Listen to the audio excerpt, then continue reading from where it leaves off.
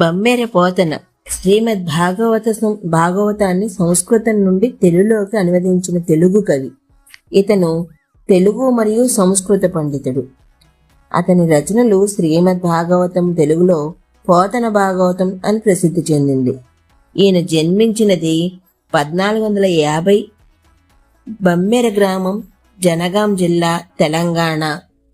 మరణించిన తేదీ 1510.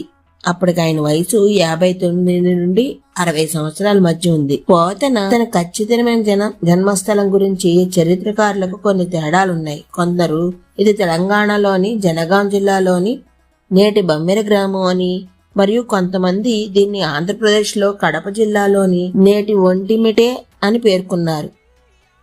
అతని తండ్రి కేసన మరియు అతని తల్లి లక్కమాంబ.